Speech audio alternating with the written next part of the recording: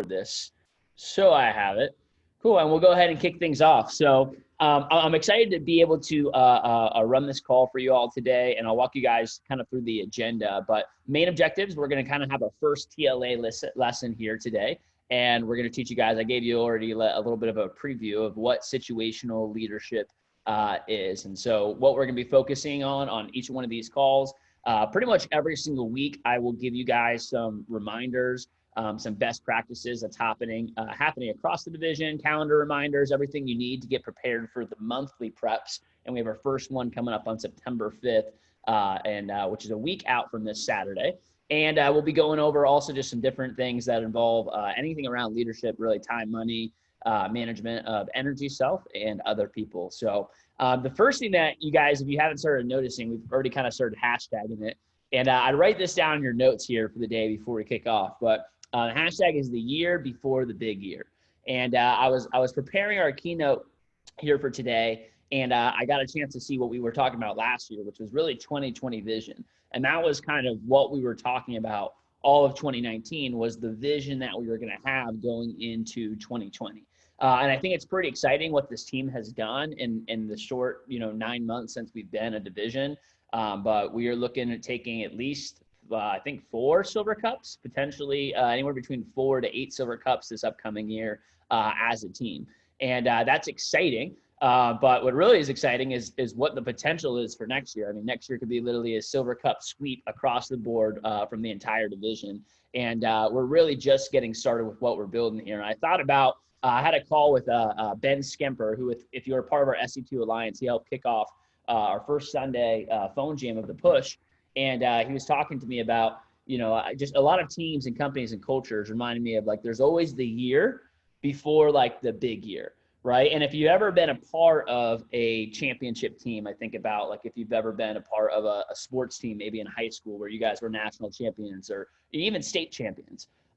If you've ever been a part of a winning academic team, a winning really anything team, there's always like that winning championship year. And that's where a lot of the memories are forged. But for the people that were juniors, right, and they won that senior state championship, they got to see the team through freshman year, sophomore year, junior year, and then senior year when they eventually won it. And a lot of times that championship team wasn't a championship team 2 or 3 or 4 years back, and they get to see the development and the growth that happens on the team. And so, there's that senior year championship team, but there's also the junior year where you start to get a couple really talented recruits that are on the team that are seriously kicking ass. And maybe the team's not completely formed yet to where it needs to be. Maybe you don't all have all the players, or you don't have a kick-ass person in each position quite yet, but you start to see the people. You also start to see the freshmen and sophomores that are joining your team and are starting to show a lot of promise and a lot of potential. And hey, if we really dug down and worked hard over the next year, like, we could be the championship team next year.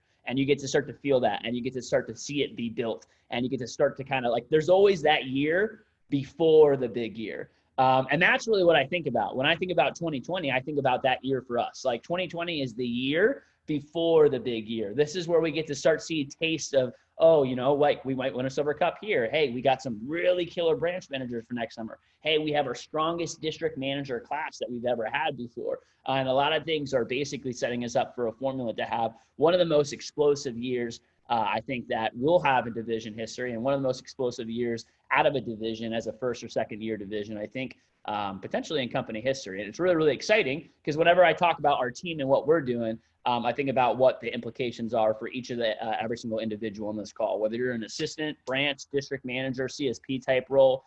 We are really, really excited about what's being built in the Florida Coast Division. And a lot of you guys know that this week I'm actually off the grid. So hopping back on the grid today just to run this call, then going right back off. And I'll see you guys next Wednesday's call is when I'll officially be back on the grid. And so if you send me a message after today, yes, it might look like I'm on, but I won't see it and I won't respond to it. So, but outside of that, as I'm taking this time to do some kind of personal reflection for myself, and by the way, I'll just share this as a kind of like a business tip. What maturity in business looks like is being ahead of schedule and thinking ahead. And the more mature you are, the more planned out you are. You know, very mature, high level, high skill set executives and CEOs, they have their 6-month plan, their 1-month plan, their 1-year plan, their 5-year plan, their 10-year plan, their 30-year plan. Big companies have 100 or 1,000-year plans, legitimately. They have 100 or 500-year plans of most large executive companies. That's how far ahead they're thinking, right? Versus like, you know, okay, cool. What we're talking about in TLA, my objective for you all is to just get you guys so slightly like business owners and leaders and maturity in business, which might mean just like plan out your damn schedule this week. You know what's happening next week. Have a calendar so you know the events for the rest of the campaign. That's like where you start. And sometimes, by the way, you might have a plan and it just goes out the window. That's what happened for me this year. I did a lot of planning going into 2020. March came around and took that plan, threw it out the window, and we had to make some adjustments. You know, so for now, for me as a leader, like I have to be thinking about 2022, 2023.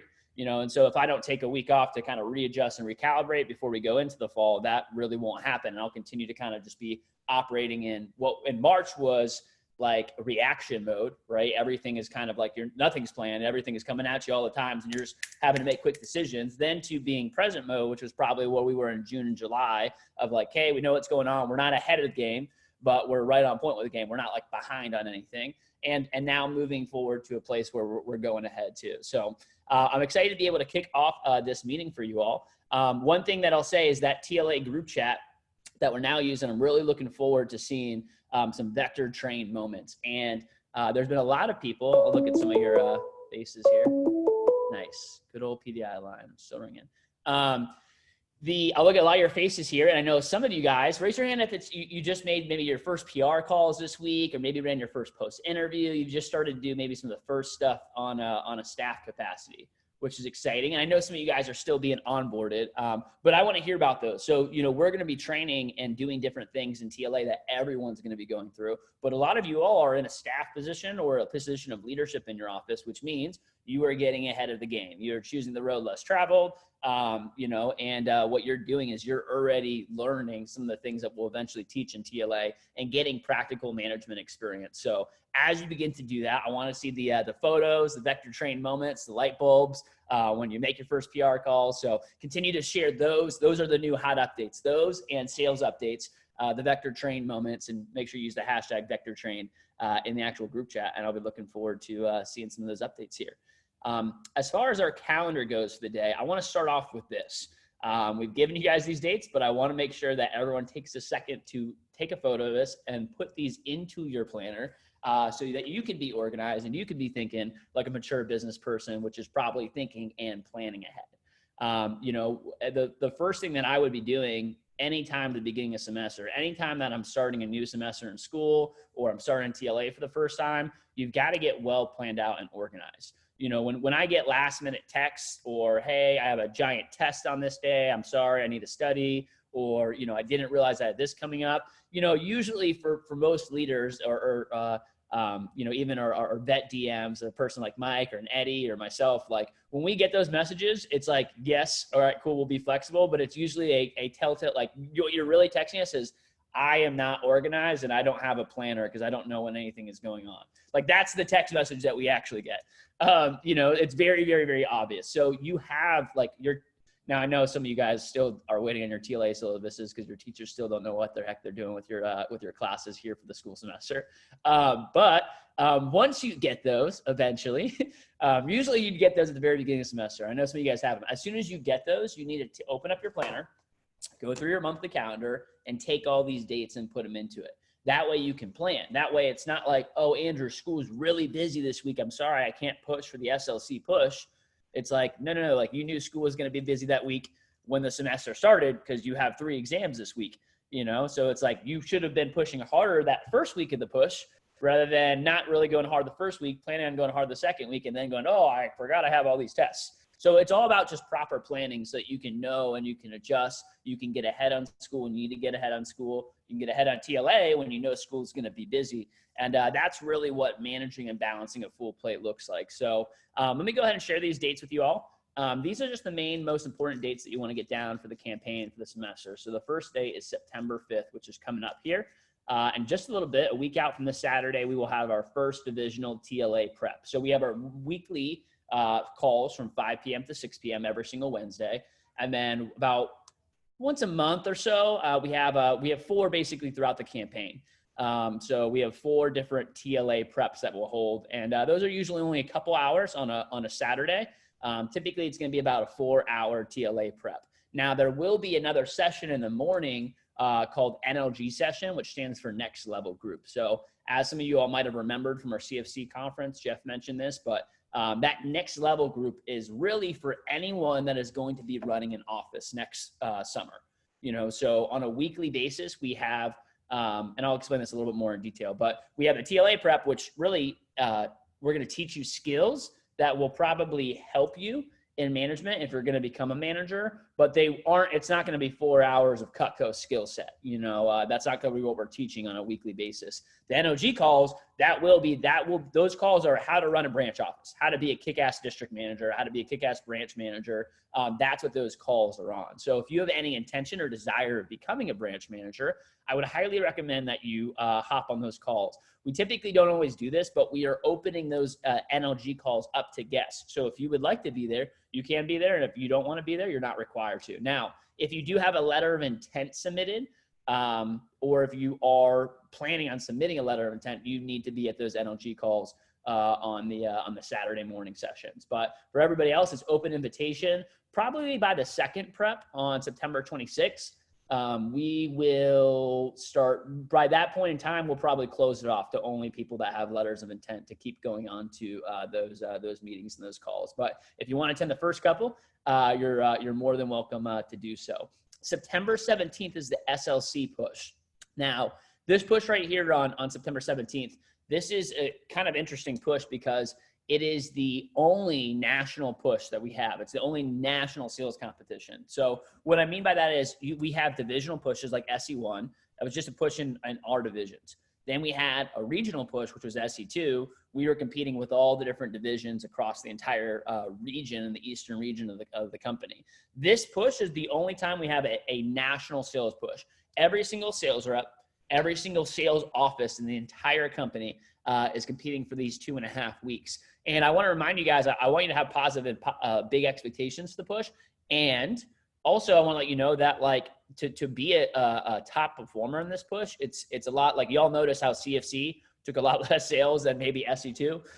Certain pushes people go bigger for than others, and everyone still goes big. But 90% of our company is in classes in school, so they're pushing around school just like you are. So a $10,000 push during SE2. Gets you like a quick recognition, and that's basically it. I think we had over 100 10K push performers, for SE2 this past year. For SLC, 10K push means you're going to be one of the top performers in the country. 10K push means you'll probably be taking home some prizes. 10K push is like, hey, real damn impressive to do that around, classes or whatever else you have going on in the fall too. So you got to find, everyone's still expected to push. And by the way, pushing yourself means expanding your capacity. So during a push, that might mean, hey, Andrew, I have 18 credit hours and I'm a pre-med major and I'm doing all this extra stuff and I'm involved in all these other things. A push for me is like $3,000. Right? Like that would be a push. And by the way, all of your managers, including myself, we have an idea of what your schedules are like. So what's always most impressive to me is the people that push themselves to what their actual potential and capacity is. And maybe that might mean like, look, it's going to be tough for me to even get $3,000 up on the board during those 2 weeks, but I'm going to do my best to organize my schedule so I can accomplish that. That's an impressive push. So it doesn't necessarily you have to figure out what that number is for you. And so over the next couple of weeks, it'll be a good idea. Closer, probably starting next week, we'll start having some kind of little mini push planning PCs before we go into the heat of the fall. On September 26th, we'll have our second TLA prep. Our third TLA prep is on October 17th. And the last one, the dates are still TBD. That's why it says 11 or 12th. But December 11th or December 12th, we'll have our final TLA prep number 4. The only other push that happens in the fall before we go to our winter break push, and that's always a fun one. The only other push that happens in the fall is the Secure the Cup push. And this is a special push. It was previously called the Olean push, but we have changed the name because not only for us as an Eastern region do we have the opportunity for the first time and since I've been involved in our company, I don't want to say it's never happened because I'm not 100% sure, but I don't think it's ever happened where the Eastern region has taken home a silver cup. And we have an opportunity to do that. So it's going to come down. We have about a $2.5 million lead on the Southwest region. It will come down to that push, though. It will come down to the last couple months of the fall. And traditionally, they have a lot stronger fall than us. So it's going to really take everything we got. And it's exciting because I think it's very aligned with what we're doing as a division. Secure the Silver Cup push. There's multiple offices on this call, especially I think Clearwater. Let's see. Make sure everyone can be muted. Very different. Someone not know how to conduct themselves on TLA calls? I'll do that. And then I'm also going to make Mike and Eddie co-hosts so you guys have access here. There you go. All right. So where was I going with this? Secure the cup push. Oh, because there's multiple offices that are pretty much swinging distant, especially Clearwater right now. Anyone in Clearwater, you guys are the ones that Tampa, you guys have it a little bit more secure. This will be like the confirm the cup push for you all, as long as you're having a straw fall all going into that. Clearwater, this is going to be a secure the cup push to finish that off. And then we have a couple divisional races that we're pretty up and neck with. It's going to change once the fall starts, though. So, and then we have our fall classic event, which will be almost like an SC2 style region event that we'll have on November 14th. And that will serve as kind of one of our TLA preps for the fall. We'll have an event for reps, CSPs, TLA, management candidates, as well as our DMs and BMs. So I want to take a couple seconds before we dive into the content for today's call. And I want to talk to you guys about how to crush your transition and rock the first event. So, if you ever become a district manager, one of the things that we talk about a lot is nailing the transition periods. And this is something that, in my opinion, it's not just district manager, it's like life. Like life is all about the transition periods. I think I might have said this at CFC, but one of the best quotes that I heard, I think I heard it from Brian Hurlman at one point in his Changing Lives, Selling Knives podcast. If you guys haven't checked that out, a little plug there. Always a good thing to be able to hear from some of the other elite managers in our company and business, as well as Vector alum. But he shared that, hey, success in business looks like lowering the depth of the valleys and the duration that you stay inside of them, right? It's shortening the distance between the peaks and shortening the distance and the depth of the valleys. Like that's what success looks like. And what that means, guys, is that life has ebbs and flows. You can't always be on top. It just doesn't work that way. You will go through different periods. And by the way, we're going to talk about that a little bit in situational leadership, that you will go through ebbs and flows, high excitement, low excitement, high commitment, low commitment. Feeling really, really good and organized and buttoned up, and feeling kind of like not great and not organized, not buttoned up and overwhelmed. That just happens. It's natural. It's a normal process. The difference is, though, like, are you the yo-yo person? Are you the person that's just like, it's like that fluctuation happens every day, every week, or every month? Are you the person that's a little bit more consistent, and you also know when you get into those places, hey, it's okay, and you know how to get yourself out of them? Or are you the person that gets in the the valleys and just gets stuck there, and has to get back, pull back up, to there? Like how good are you at navigating? And that usually those happen during transitionary periods. Going off the summer, transitioning the fall. Right. March was probably a transition period for a lot of people. Going into the winter break, into your first year of classes, graduating from high school. These are all different major transition periods in your life. When you graduate from college, you go into that first job or your first summer or the workplace or whatever it is. Like life and business is all about nailing those transition periods. And during the transition periods is where a lot of people kind of falter, or they let their foot off the brakes, or let their foot off, the gas, and put it on the brakes. And it messes up that transition, so they don't go into the next section or phase or series of their business or their life with positive momentum. So, I think about the thing for you all is like, how do you nail the transition period? How do you nail going from being a summer sales rep, having a lot of free time and then working the rest of the time, to now I'm a student and I'm in school, or I'm a student in school, and now I also have TLA and I'm still trying to sell around my classes. How do I make sure that I transition that so it's not like a abrupt, whoa, this is a lot transition. You can actually ease and wean yourself in the right way. So the first thing that I think about, and I'm going to go around the horn, district managers, if you guys want to have a couple thoughts about nailing the transition and rocking the first TLA event. The first thing that I think about, though, is number one, getting your calendar in place. Like, You know, it's hard to, if you're not organized, it's hard to nail the transition. I think that's objective number one. Second thing is like you're selling. And I know a lot of people on this call, you sold to earn your spot. In CFC, you got into TLA, and then the question you want to ask yourself is, what have you done since then? You know, and it's not like I need to see as a division manager. You guys don't have maybe as much pressure on you because you're already in TLA. You made it. You know, you got it. You're here, accepted. Now, some of you all, you're trying to earn your spot, and I think those are the people that have really been selling performance. But you know, some of you all, like, it's easy to be like, all right, I'm in, I made it. And then stop doing the things that helped you make it. Stop doing the things that gave you the success in the first place. So one of the worst things that I ever hear when students transition to school is like, well, Andrew, I want to get my school schedule and kind of figure that thing out first and kind of get like in the swing of things and consistent, and then I'm going to start selling. And the answer that any manager on this call can tell you is no, you won't. You will never start selling. You will never sell a single dollar during the fall, because any person that's not a freshman in college can tell you that your first month in college is the easiest month, and then it gets harder. Your first week is called syllabus week, aka you hop on your classes, or you don't even hop on them because your Zoom crashes and the website doesn't work. Or you hop on your classes, your teachers gave you the syllabus, they say, hey, all right, we'll teach you something next week. You know, and then there's always that one like professor that like starts trying to teach things the first day of class. And everyone's like, you know, was not ready for this. But then you go in the second week, they start teaching the first concepts, and then the third week, and then the fourth week when you start having like assignments and quizzes and exams. And then, you know, 5 or 6 weeks into the semester, you have your first exam, midterms, finals. It only gets busier. It only gets harder. So you want to start building, not, again, you guys don't need to have crazy sales results. You need to have positive habits. You know, that's what your managers are looking for right now. We're not really concerned in giving you a hard time because you didn't sell $1,000 last week and hit the newsletter, but we will be concerned to give you a hard time if it looks like you don't have any habits that are going to help you sell, you know, this fall. So whatever that is, maybe it's you're really busy this week and it looks like you're doing 5 demos for the week, 7 demos for the week, 10 demos for the week. I mean, it depends on your schedule and availability, but you know, going in without a plan is going in with a plan to fail. So I would just make sure, like, again, keep consistency. You don't want to stop going to the gym for a month and a half because you're really going to hit it hard halfway through the semester.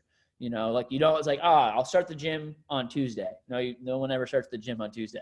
You know, it always starts like, you got to start from the beginning and build those habits up, you know? And so again, it might not mean doing a ton of appointments, but it might be like, you should do some. You shouldn't go 2 or 3 weeks without doing it because it only gets harder and harder to get that initial like start again. There's more, the longer you go without doing an appointment, because most of y'all have never gone, you know, 2 weeks without doing a demo before, but the longer you do it, the less fresh the material and the demo is in your head, and the more of a transition it is to get back and get started.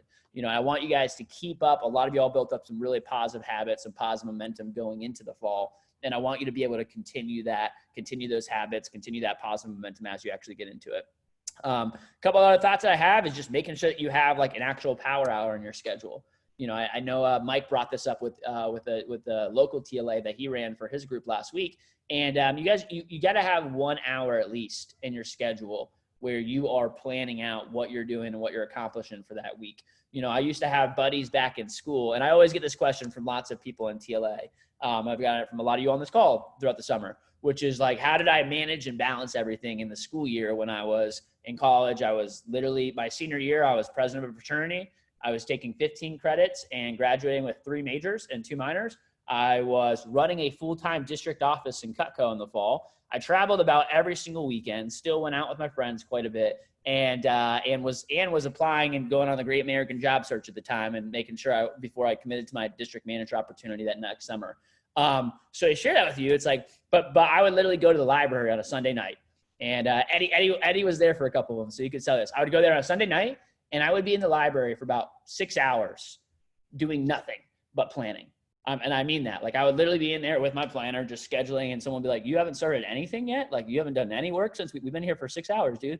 I'm like, yeah, I'm just getting it all planned out, you know? But by taking those 5 or 6 hours, I would use that time would basically make the rest of my week flow smoothly. That would allow me to get and accomplish all the other things that I wanted to accomplish and get done here. So let me headphones in. Can you guys hear me still?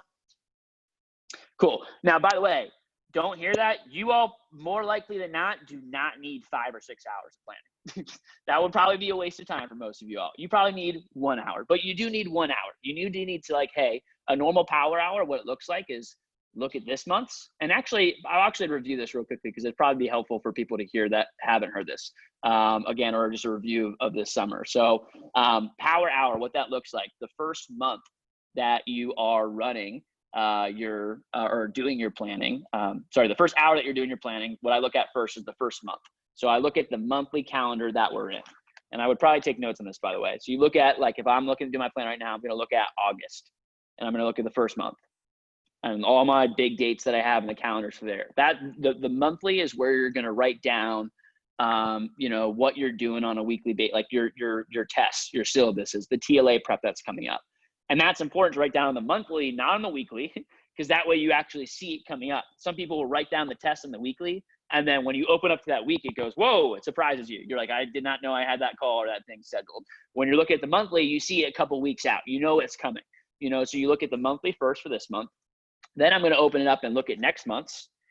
And then I'm going to go into this week and plan this week out on my actual 15-minute increments. So when I'm doing that, by the way, you need to have a planner for this. So, and you could use Google Calendar. You could use a physical planner. I don't know. I typically like to do pen and paper or pencil and paper, so I can erase and adjust a little bit better. But we do live in the 21st century. So if you work better on Google Calendar, that's great. You just need to have one that is your go-to that you're looking at and checking on a daily basis. But if you do buy a calendar, I would get at a glance. I'll send a link into the group chat afterwards, the one I just bought for 2021. But I would get an at a glance planner.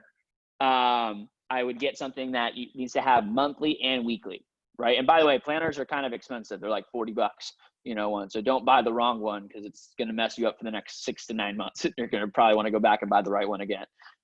So you want a monthly. It's got a monthly calendar, as Eddie is showing over here. I'll spotlight Eddie here for a second. You got your monthly right there, and then you want to have a weekly. So if Eddie flips one page, there's a weekly with 15-minute increments on it. And you want to get one that has an actual day, like the one that Eddie's holding up right now. It goes from 8 a.m. to 9 p.m. You don't want to get the ones that are just like 9 to 5, because lots of you do things before 9 o'clock and after 5 o'clock p.m. So you want to get one that has enough time frame and you can write in the little nitty-gritty details. And that's a perfect example of what a good planner would probably look like. Schedule. I'm sure if there's some people with like color coding or anything like that, you can make it look prettier, make it look nicer if you wanted to. I'm just, do typical pencil here. So look at this month, look at next month, look at this week, map it all out, plan it all out. And then I would look forward to next week. And what I do when I'm doing my weekly power hour is I look forward to the next week and I plan out the skeleton of my schedule. Do you guys know what I mean when I say skeleton? So Mike's talked about it in our time management talk. Like, you have the big rocks, the small rocks, and the sand that fills around it. Okay, the big rocks are the things in your schedule that happen every single week. The times do not change, and they're going to happen again the next week. You have to do that. You have to be at them. They're important, and they're not flexible. So your big rocks would be things like your classes that are at a specific time. Would be church if I go to church at a specific time. Would be my 5 to 6 p.m. weekly TLA prep if I have an exam at a specific time. I'm going to put all that stuff into my schedule for next week because I know it's going to happen. It's going to happen one way or another. It's not flexible. And if you want to start kind of planning out and map it out the next week, you can. But a lot of times, just a good place to start is just make the schedule for this week, create the template for next week. So that way, when you open up for next week's power hour, boom, I look at my monthly, I look at my next month, I go to start planning this week, and I already got the skeleton for the week. So I just have to add in the extra stuff like study here to here. Let me put in my demo times for the week. Hey, there's this extra one-on-one call that I'm going to get with Eddie or with Alex Arias this week. I'm going to go ahead and schedule that in my calendar. And that's kind of the general template for how you want to be doing your power hours each and every single week. It's look at this month, look at next month, plan this week out, skeleton for next week. And then the last thing is I just go back to the monthly one more time to just make sure there's no dates, no big events or anything else like that you're missing on a weekly basis. But having some time to do a power hour in the schedule is I think pretty crucial and important. So before we transition to talking about the Rocking the First event, I'd like to open it up to any DMs or just next level candidates, people that have already been a branch manager before, you've already gone through this process before.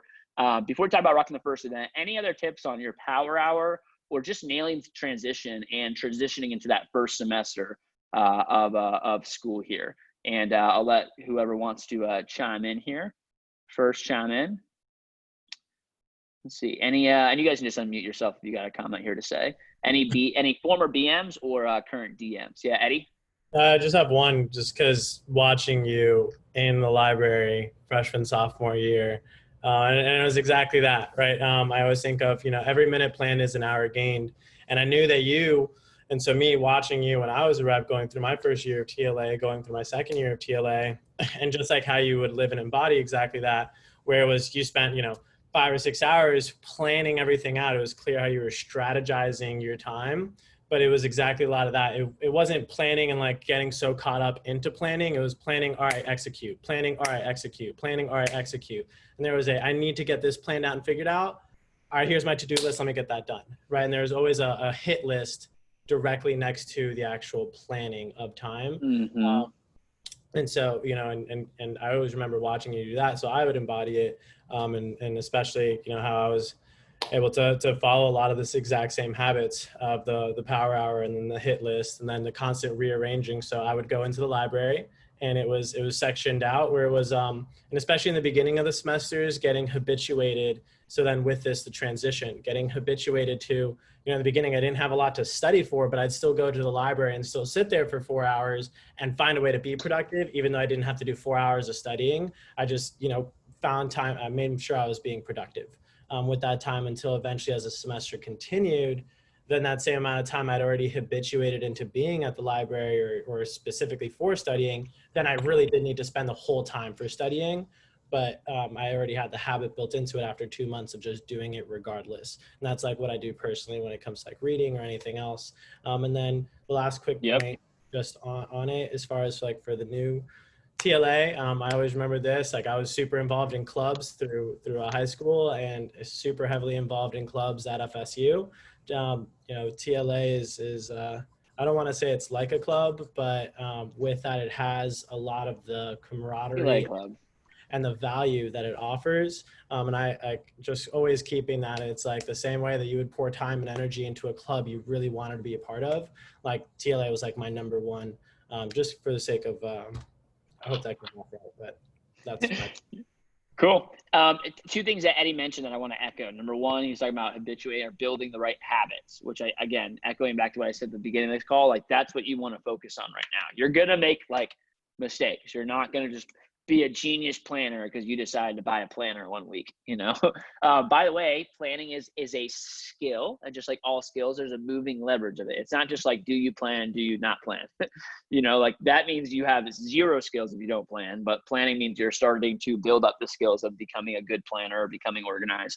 Second thing that Eddie said is executing, which that's the second part of your power hour, right? The first part is actually making the plan. The second part is actually executing the plan. So that's probably the other part that comes in of like, how did you get so much done, Andrew? Well, I actually followed the schedule and game plan that I made for myself and looked at that thing. Like I told people earlier in the year, I remember I probably told Eddie this earlier on, I think it's first summer. I was like, I'd rather lose $1,000, legitimately have someone steal $1,000 out of my bank account than me lose my planner or steal my planner. Cause that would cost me a lot more money. Number one. Number two, it'd just be a lot of things that I would not want to deal with. So the thing is, I see some people, when you're starting, you make the plan and then you don't look at your planner again for the rest of the week. So a lot of times, like you need to check the thing daily. You need to make sure that you're following and executing the plan. And by the way, the plans can change. Sometimes I had in the plan Tuesday night, I'm studying, and then a couple friends would hit me up and I would adjust the plan. And I'd be like, all right, we're not studying anymore, but here's what the difference is. I would look at my planner and be like, my boys are hitting me up. Can I go out and hang out with them on a Tuesday night? And I would check and see. I was like, well, I got to study from here to here. I could move this to Wednesday at this time to this time. I could still get it done. So yeah, that's cool with me. I'm going to go ahead and do that. And I also had the self-discipline to be able to say and look at certain weeks when my boys hit me up and be able to say, hey, I have planning and let me see if I can move it. No, there's absolutely no way I can move this. Like if I don't study tonight, it's not going to get done. I can't do anything. I've got to get this done tonight. and That it's was just having that self-discipline to execute that. that was such a huge light bulb watching you. Yes, yes. Just So cool. Any other thoughts from our vets here on nailing the transition or power hour? And if not, I can let you guys open up when we talk about rocking the first event. Mike, you want to chime in? Definitely could chime in. I was going to give some other people an opportunity to chat, but a couple things that show up for me. Number one is the only way a power hour works is if you know what your goals are. So if you don't know what your priorities are, not even goals, forget about goals. Goals, some of you think you have goals, but you really have wishes, because it's like, I wish to lose weight and get fit, but I also like Snickers. So therefore, it's more of a wish than it is, an actual priority. So don't let me. I'll correct myself, instead of saying a goal, and say a priority. So it's important to know what your priorities are. And if you haven't done the activity from CFC, I highly recommend you to do the activity from CFC, which is to figure out what your priorities are. Coming to this right here, not my spreadsheet, but this right here, we talked about the 5 things daily. Well, you got to write the list of activities that match up with your goal. But before you can figure out what those activities are, have you figured out what your 5 annual goals are? Your personal, professional, financial, relationship, health goals from CFC. Maybe some of your goals might be to read 12 books, or do by your 10 by 10 by 10, which is have 10 $10,000 saved at the end of the summertime, 10 TLA candidates, and over $100,000 branch. Maybe it's to max out your Roth IRA, take your parents on a cruise, complete a half marathon. So you have personal, professional, financial, relationship, and health goals. And you have one for each, so you know what your goals are. And that way, when you sit down to do your planning, you're not going to allow distractions to settle in, because you're going to be able to pick out what your priorities are before you go into the schedule. What good is going into a schedule if you're going to allow distractions and fillers to get in the way of what your priorities are? So you're going to use the hours. 168 hours are going to get used. It's just, are they going to be invested into the things that you've already decided, premeditated, that are priorities for you? I can't make that decision for you. Neither can Eddie, neither can Andrew, but you got to figure out what's important to you. Now, for me, I know it's important to me. I know what to say yes to. When I say yes to one thing, I'm saying no to something else, and I get clarity. I have clarity. I know what to say yes to. I know what to say no to. And I have my plan, just like Eddie has his plan, just like Andrew has his plan. My priorities are not more important than yours, but my priorities are more important to me because they're mine. But you got to figure out what's important to you. And then everything else will kind of fall into place when you put your planning together. But no one can make that choice other than you. And if it's like to prove someone wrong, or to make sure your parents are proud, like, that's just bullshit. Your parents are going to be proud of you regardless, and to prove someone wrong, to go out of your way to prove someone else wrong, and that's what your priorities are, like, that sucks. That's not a strong foundation. Figure out what you want, go after what you want, and set up a schedule that is aligned with what you want. And stick to that priorities, stick to those, and let us help you in TLA. TLA is a vehicle. I know Eddie said a club. That's cool. You could call it a club. I call it a vehicle to get you from where you are to where you want to go, and close that fucking gap and make this a priority 1 hour a week and once a month. And you worked your ass off to get here. Now do something with it. Mm-hmm. So that's my take on planning. True words spoken from the vets. Thank you guys for chiming in. I'll transition a little bit. So rocking the first event, I'll just make sure again, one more time, that you have the times down for our sessions here: 10 to 2 NLG and 12:30 to 4:30 p.m. TLA session. That is, again, 1 week from the Saturday, September the 5th. And again, if you guys ever have a conflict with a monthly prep, that is okay. Again, I think part of what Mike just said is like this: if you worked your way to get into here, TLA should be a priority for you. By the way, that doesn't mean it needs to be the number one most important priority in your entire life.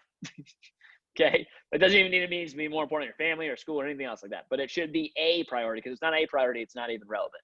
Right. So I think about, as you guys actually show up to the first event, if you ever have a conflict, it's okay. You should be prioritizing those events and making it your schedule, but we need to know at least 2 weeks ahead of time, as Jeff mentioned at the CFC event. Really, you have the dates, so you should let us know like what it looks like, just so you guys know. I had a crazy schedule. I had a lot of stuff that Jeff worked out special kind of one-on-one agreements with me. But guess what? You know, he never gave me a hard time for it when I was working with him, as he was a division manager, and I'd watch other people get hard times all the time when they would hit him up and ask him for things and special requests or accommodations. That's because they would do it with a couple days notice, and I was doing it. Hey, Jeff, we have an event in November and it's August.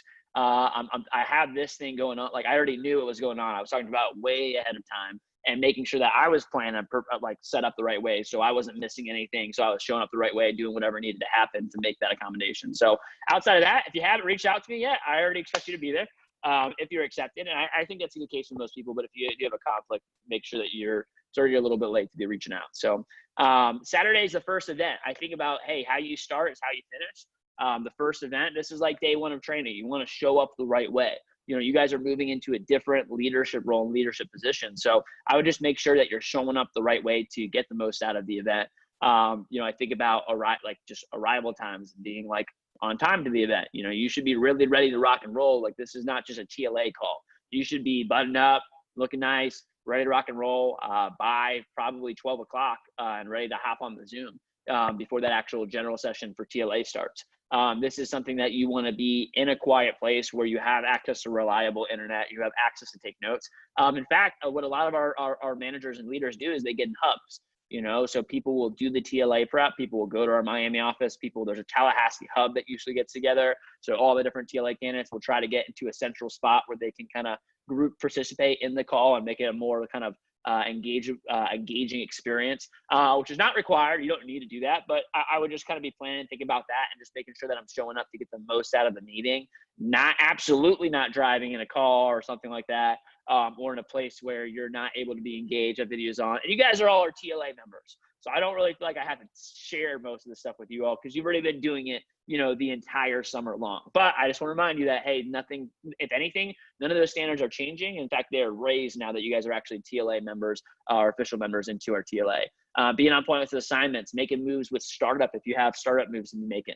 Some of you all have been making moves with sales, and that's a big opportunity. You guys are already carving out and leading the first way. In a second, I'm going to talk to you guys about your TLA GPA and your matrix score and how to make some moves on that. But I'd like to open it up to any other vet DMs or any of our BMs or second year TLA members. Even if you were an assistant manager this summer and you've already gone through the TLA process, just things that you have done or what you think about when you think about showing up to the first event and rocking that first TLA prep.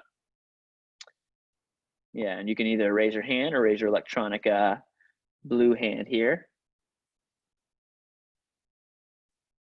Let's get a non-district man, or actually, go ahead. Boom, you got it.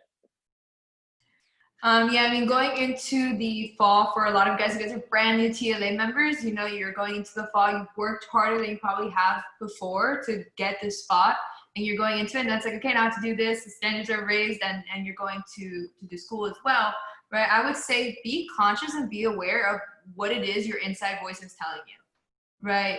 Because you want to make sure that you're constantly surrounding yourself with positive reassurance, knowing that one, you are going to crush it, you're going to do everything you want, and if you can and you're struggling, there are people you can reach out to, right? So you want to make sure that you're just aware, right? It's like, oh, you know, like I'm feeling like nagged out or anything like that. It's like, let me reach out to Alex or to Eddie or to Mike, right? Or to whoever that person is for me, right? And just talk about it, right? Because that's what we're here. Mike said it was like a vehicle, right? Vehicles have, you know, AAA systems, right? If your car gets towed onto the side, like call AAA, right? Things like that. So there's a support system. I'd say that's going to the transition. Just start, we're going to go into a lot in like emotional management and like being conscious of things, and start just being aware of it and listening to it and just being able to say, oh, you know, I'm feeling great, or, you know, maybe I'm not feeling great. How can I turn myself to feel great? Right. So those are definitely more sense on that part. Yeah, Eddie just said venting up. He posted in the group chat as a response to Alex too. So I think they're right on point with like what Alex mentioned is your circles of influence, which we talked about all summer long. But most of y'all were locked up at home all summer long. You know, so your circles of influence, this was your circles of influence. Now you're in different environments, you're in different groups, you're in different places, you're making new friends, new relationships. You don't maybe as involved in maybe some of your offices. You don't have to have the same circles of influence that you had going into the summer. You know, a lot of you all, that's the support structure that you had. So I would just be reevaluating and like auditing, who are my circles of influence for this fall? Who am I going to be intentional about building relationships? And by the way, I'll just tell you guys this right now. CUI is now more, it's more important now than ever. Okay. There is, and I can tell you guys this every single year. I've seen TLA the first prep, and I've seen the people that become branch and district managers, people that become assistant managers, and the people that don't even make it to the next summer. You know, and by the way, those three groups, they always talk to each other. They're always friends with each other. They always hang out with each other. You know, the people that are the future branches, they're talking to each other. They got group chats. They're speaking to each other. They're keeping each other accountable. They're pushing, supporting each other when they're feeling down. They're motivated and challenging each other when they need it. And the people that are not in good spots and aren't really feeling it and aren't performing and aren't on pace for branch, those people, and by the way, this is just a natural human thing. You tend to cling to people that are in similar situations as you are, and they all start hanging out. And guess what happens to the group of people when it's all a group of people of neg, people hanging out, no one's feeling good, there's no one to help lead or inspire the rest of the people, they get even more neg and less motivated and less driven, and then boom, they're falling off the grid and falling off the wire. So, you know, it just, I don't mean like don't talk to people at TLA if they're not crushing it. That's not what I mean at all. But I do mean be intentional about surrounding yourself with people and setting up those circles for that first TLA prep. Mike? Yeah. I know we're going to transition into situational leadership here in a moment, but this is so critical for everyone to understand when it comes to self-awareness of the trap of D2. Okay. So I want to make sure we make time for this, Andrew. So I know we want to get people prepped for this, but for the first prep. And I just want to make sure that everyone understands when Andrew talks these last like 10 minutes or so on situational leadership, you must understand the trap of D2. It is disillusionment. It is the worst part of just the development cycle, because people believe like, if you're a part of my alliance, I called it wimpy, my like little voice in the back of my head. D2 is just high disillusionment, just low excitement. That wimpy, stupid little bitch ass voice starts talking to you and telling you like, oh, I maybe I'm not enough. Maybe it's not worth it. I'm so tired. I'm just all that bullshit happens during D2. When there's low competence, mid competence, but that low commitment, you know, it's like, I don't know if I want to do this anymore. All that shit, you must leverage your circle of influence. But the people that could influence you are not those on the same level as you, and they're not the people that are below you. It's wisdom. It's counsel. It's those that have gone through this. It's your Sherpas. It's important to keep that in mind. If you've never climbed Mount Everest before, you pay 10 grand to have a Sherpa who's climbed up the mountain and knows the mountain. So that way, when you lose oxygen, you don't fucking commit suicide and walk off the edge of the cliff because you've never been on the mountain before. No, you pay that person 10 grand or more to guide you through the mountain. So that way, when you get hallucinating and you're not having enough oxygen to your brain and you start walking across the edge of the freaking cliff, you paid that person to save your damn life and say, whoa, whoa, whoa, whoa. Hey, come on back over here, buddy. That's a cliff. You know, that's not food. That's not your family. It's actually over here. Let's relax. All right. Let's come over here. And you get coaching, you get support, you get encouragement, you get direction. So you don't freaking commit suicide. So I know Andrew's probably going to give a much eloquent way of segue right into it. So, but I think actually, go ahead. Yeah, I just think it's important because showing up to that first prep, if you're in D2, it's important to show up to the right way D2. Many of you are going to get there. You're going to be there very soon if you're not there already. Awesome. And that kind of segments we were into our TLA lesson for today. And I think some of you all got a taste of this last week if you were in Mike or the Tampa's local prep here. But let me explain kind of what Mike is touching on here a little bit and elaborate for some of you guys that this is your first time seeing this. So this is what we call situational leadership. And what it basically discusses is it walks you through the flow and the states. Remember, as I talked about at the beginning of the call, hey, there's ebbs and flows in life. Like this is the ebbs and flows that are typical when you're transitioning into a position of leadership, when you're learning something new. And every single one of you all, whether you think you are or not, are going to go through these 4 phases throughout the fall and spring. You know, you're going to enter some of these, again, as new TLA candidates, you're starting something new, you're moving into a new position. By the way, you went through all of this as a sales rep. And if you become a branch manager, you're going to go through that too.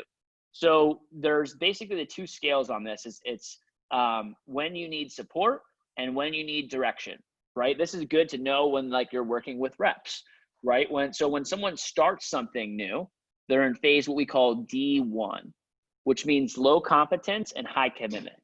You know, that's when most people start something, which is like they're committed, they're excited, and they have very low competence. They don't have any skills. This is like a lot of y'all I see on our staff in the fall, you know, in just different places. You're excited, you're fired up, you don't know how to do anything. You know, you have very low competence in the position, but you are very committed. You're very, very excited. That's how most people will start the sales rep job a lot of times. It's like they don't really know what they're doing. They're excited. They're ready to be trained. That's kind of it. You know, the person in that situation, what they need is they need high direction, and they don't need a lot of support. They're already excited. They're already committed. They don't need a lot of like love and care and, you know, motivation. They need just like direction, you know, which is like, hey, tell me what to do. I need direction because you have low competence. Well, eventually then you'll move into phase D2, which is like you have low to some confidence, and then you get to a little bit lower commitment. You know, usually like that commitment, that initial excitement, it begins to fade. And you have a little bit more competence than you had in D1, but you're still not really there yet. Eventually you move into D3, which is moderate to high competence. So now you've been training, you've moved through that D2 phase, and you're in a place where, hey, you're moderate to high competence. You kind of know what you're doing, you know how to show up. And actually now what you need is, though, you still need a lot of support.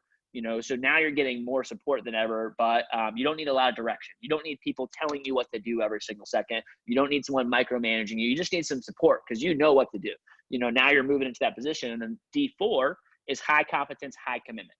That's where you want to eventually get to, which is, you know, as a division manager, right? When I have a district manager, it's high competence, you know, high commitment. They don't necessarily need a ton of love and energy and support. They don't necessarily need a ton of like micromanagement and direction because they've reached that D4 phase. But eventually, if they move into another transition or a different time period, they're going to be back in square one.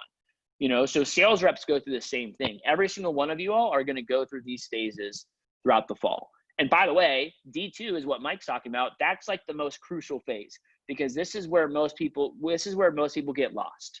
Before they've really reached a level of high competence, and they're in this, hey, low competence and low commitment level. And by the way, some of you all, you're already there. Some of you all, this is not going to happen. You're not going to enter into D2 phase till maybe like November time. You know, you're right here right now. You're excited. You're ready to rock and roll. You're starting the TLA. You're ready. You're prepared. You've got your school mapped out. And like maybe you started towards the end of the summer and you're going to be like ready to rock and roll. And maybe once midterms, exams comes around, you know, that's when the commitment starts to fade a little bit. You struggle a little bit, and everyone will go through D2 phase. Some of you all, like, you're already in D2. And if that's you, like, you can probably be related to this right now. Like, you've already got low competence and low commitment level. You already need a lot of, like, direction and support to kind of just hang in there. And maybe it's because you worked your ass off this summer, or maybe it's because the transition to school is a little hard for you. And if you're going through D2 right now, like, what's important is to have self-awareness of, like, when I'm going through this, because it's helpful in 2 different ways. This is helpful for you all to learn as future managers, because eventually you will guide people through this process. And you need to know, when do my people need more direction? When do my people need more support versus, or less support and less direction, right? But it's also helpful to have self-awareness when you're walking through this for yourself.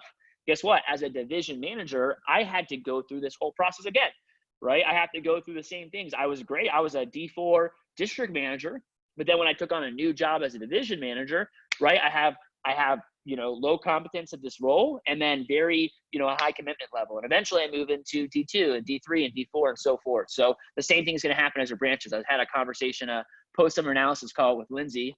I remember at the beginning of summer, and Lindsay's someone that's already gone through, you know, TLA multiple times. She's already been through this process, but when she started her position as a branch this summer, she had to go through it all again, right? And going through the different stages of the summer at the beginning, it's a lot of high direction, a lot of high support. And eventually there was a point in time where she started to get into D3, right?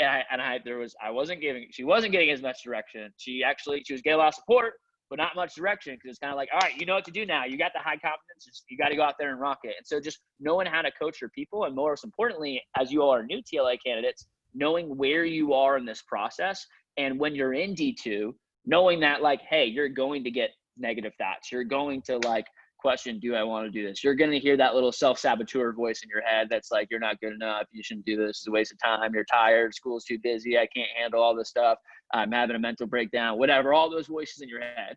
Right. And during that process, seeking these things out, seeking out high direction, seeking out support, not from people that are below you or at your same level, but seeking out support from your mentors, your Sherpas, your guidance, and getting that as you actually go through this process. So situational leadership is something that we will consistently be talking about on a weekly basis, every single weekend, probably TLA preps. It will come up a lot throughout the fall, and it will keep coming up because a lot of you all are going to need to be reminded of this process as you go from D1 to D2, as you come out of D2 into that D3 period. And it's going to be an exciting process to watch. But I think the more and more that you guys can understand this, the more you'll have some self-awareness to be able to guide yourself through that own process. I want to stick to time, but Mike, did you have any additional thoughts on situational leadership that you wanted to share with the group before we wrap things up here?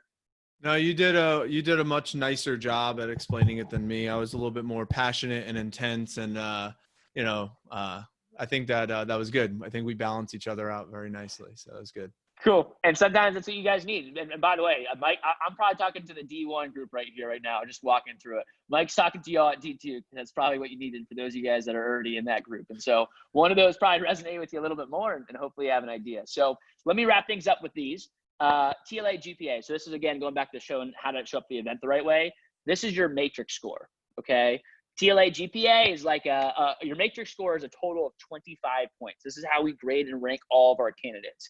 You know, and there's some intangibles mixed into there, but this is, generally speaking, I'm going to be sending off lists, not every week, but probably every couple weeks of, hey, here's where the matrix scores are at.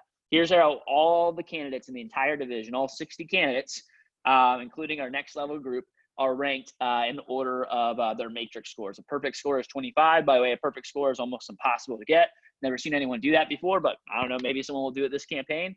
And, you want to just be paying attention to these 5 areas: your career sales, right? And you can see specifically where you need to be at in career sales to gain points. Fall campaign sales, startup / withholdings. How much do you have in startup? And by the way, 2K is not the minimum to have in startup, right? The first minimum is going to be $100 was saved at CFC, and having $500 in startup by our September 9th or September 5th event, excuse me.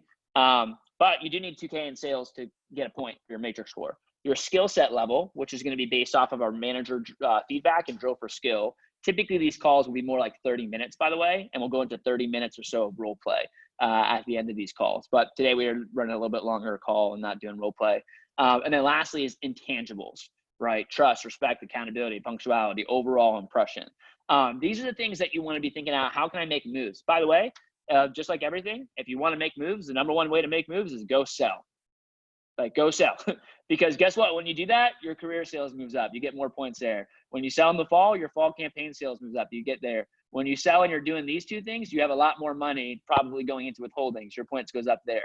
When you're selling these 3 things and you're being a leader in the division, you're probably making some moves kind of in these 2 areas too. You're probably improving your skill set, and you're probably improving your overall impression that we have you. Selling is not the only thing, by the way, but it is a big thing, and it does affect all the other things when we work for a sales performance sales company. So to come, we have our best version of yourself scorecard and fall 2020 edge plan for all of my NLG members, or people, if candidates that, if you're really looking to make some serious moves and make a statement, talk to me or one of your managers about how we can set you up for an edge plan here as well. I also want to recognize, before we wrap up, are some additional letters of intent that have been submitted since CFC. By the way, so any branch or district letters, I'll continue to recognize in our group chat and on this call.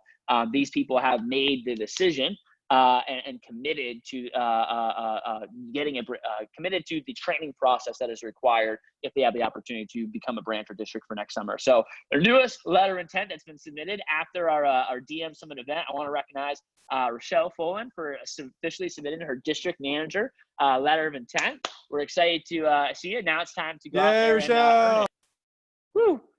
So I'm super fired up for you, Rochelle. It's been really, really awesome to see your growth for the past year, and can't wait to see you train and prepare and earn that spot. I also have a special promotion that it's already happened, but I wanted to recognize it officially on our first TLA call here. So and most of you all aren't really eligible for this if you're a first-year candidate. This is typically someone that's already been a branch manager before, or at bare minimum, they've already been an assistant manager in one of our pilot offices. But I have a special promotion. The position that is closest to me, the most important position in my life, like next to probably the person I choose as a significant other, a person I choose to marry, is my pilot sales manager.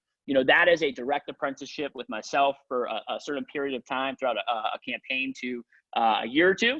And this individual is really in charge of, they're on the district manager table running every aspect of our office and of our organization, as well as supporting the division. So I'm really, really excited to promote officially our pilot sales manager for the Metro Miami office, Roberto Rodriguez.